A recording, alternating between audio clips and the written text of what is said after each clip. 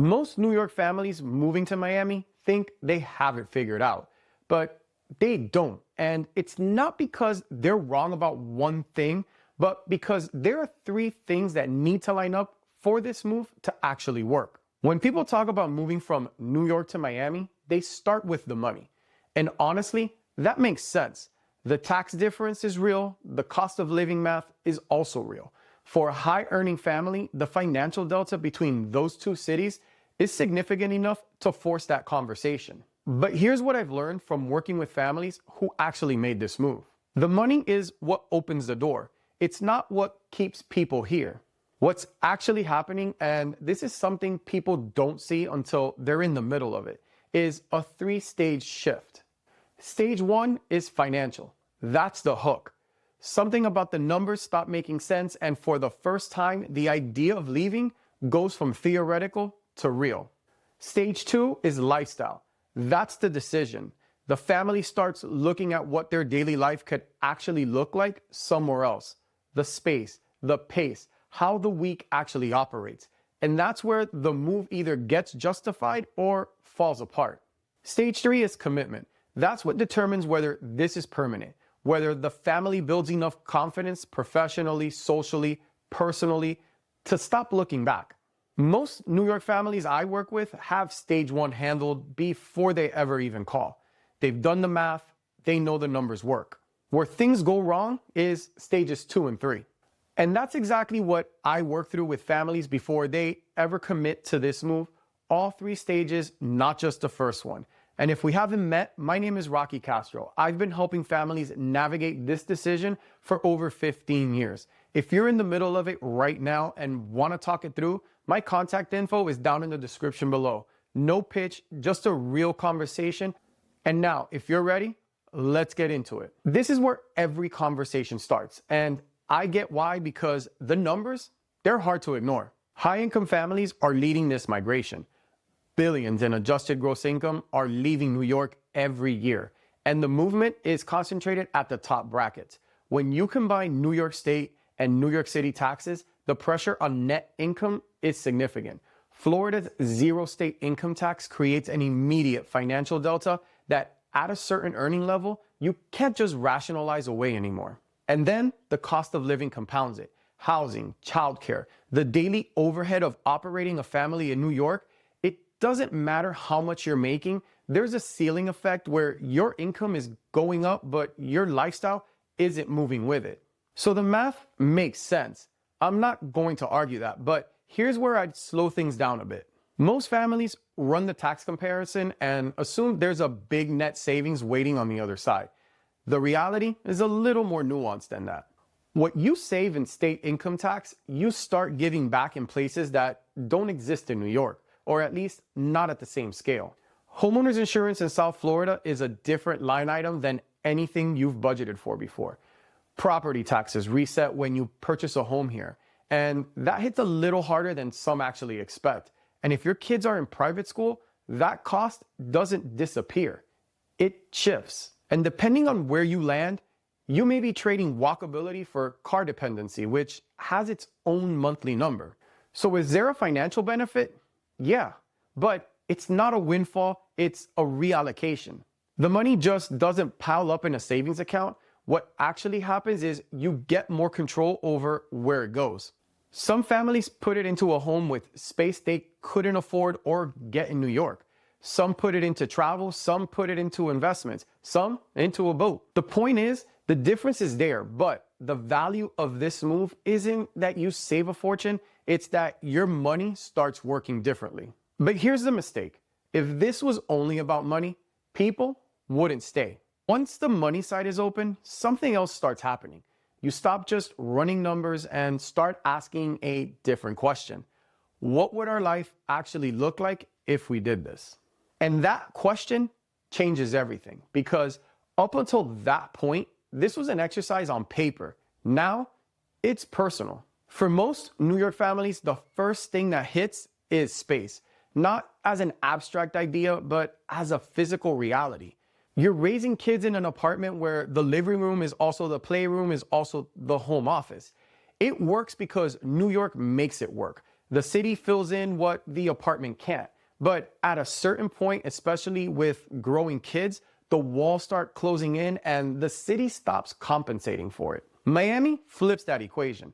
A single family home with a yard, a layout where everyone isn't on top of each other, a home office that's actually a room, not a corner. For people coming from New York, that alone is enough to take the move from maybe to when. But space is only part of it. The bigger adjustment, and the one fewer people think through, is how the day operates. In New York, the city runs the logistics. You walk to the subway, the kids walk to school, or you're in a cab. Dinner is around the corner.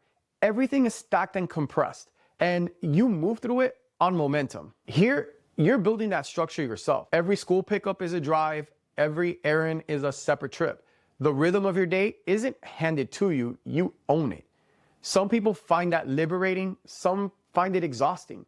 The ones who didn't expect it are the ones who struggle with it.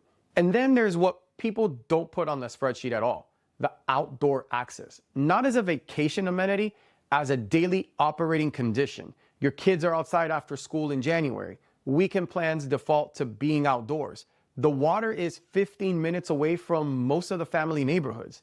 That's not a perk. It becomes the background of how your family actually lives. Here's what I tell families who are in this stage of the decision. Before you start looking at neighborhoods, before you start shopping for homes, sit down and make 2 lists. What does your family need every day, and what can you live without? Not want, need. The morning routine, the school situation, how close you need to be to work, whether walkability is a requirement or a preference, whether a yard is something you'd use every week or something that sounds nice in theory. That list does 2 things. First, it tells you whether the lifestyle trade actually works for your family, not on paper, but against the way you actually live.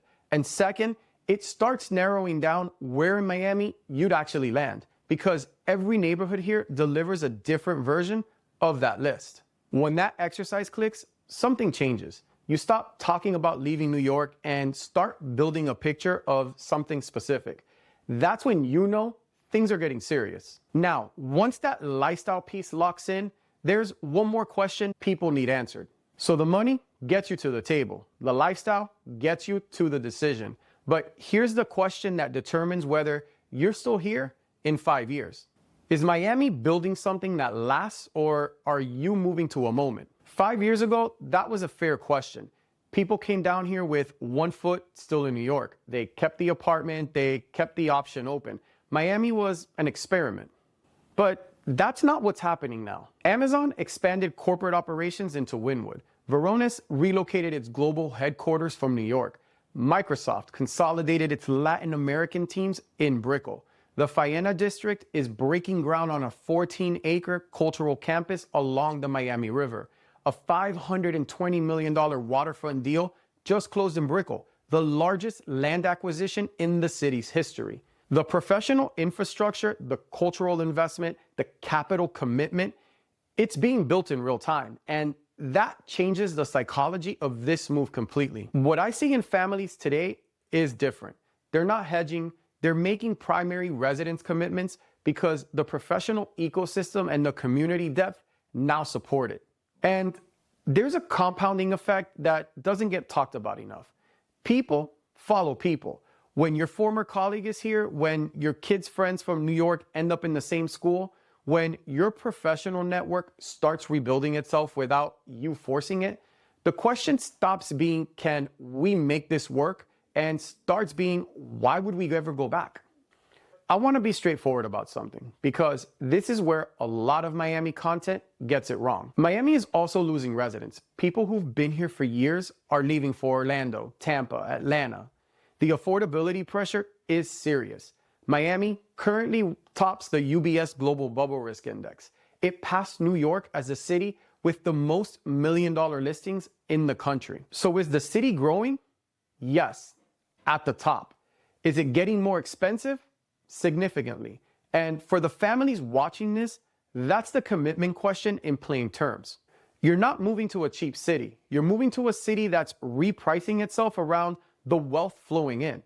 The question is whether the version of Miami you're buying into, the neighborhoods, the schools, the professional base has enough long-term depth to justify that bet. The advice I give families at this point is simple. Give yourself 18 months before you judge the move. The first 6 are logistics. You're setting up the house, figuring out the schools, learning the roads. The next 6 are adjustment. You're finding your rhythm, building routines, starting to meet people. It's the third stretch where you actually know if this works. That's when the logistics are behind you and the life you came here to build either feels real or it just doesn't. The families who make it past the 18th month mark with intention, not just patience, but active investment in the community, the routines, the relationships, those are the ones who never second guess it. The ones who spent those months waiting for Miami to feel like New York are usually the ones packing back up. From what I've seen across hundreds of these moves, for families who do the work up front, who evaluate the lifestyle honestly, who pick the right neighborhood, who commit for the right reasons, the answer is yes. But it's not automatic, and it's not guaranteed just because the tax math works. This move works when all 3 stages line up, not just one. The money starts the conversation. The lifestyle makes it personal. The commitment is what keeps you here. Skip any of those and you're making a decision with missing information. If all 3 check out for your family, if the math checks out, the lifestyle fits, and you're willing to give yourself the 18 months it takes to know for sure, this is one of the most deliberate moves a family can make. But if you're running from New York more than you're running towards something specific in Miami, slow down. That clarity is worth more than any tax savings. If any of this hits home, if you're weighing these 3 stages and trying to figure out which one you're actually stuck on, I'm easy to reach. My info is in the description down below. No agenda, just a straight talk about where you are. And I want to hear from you. Drop in the comments which one of these 3 stages you're in right now. I read everything and I'll respond directly. Thank you for watching, and I'll see you next time.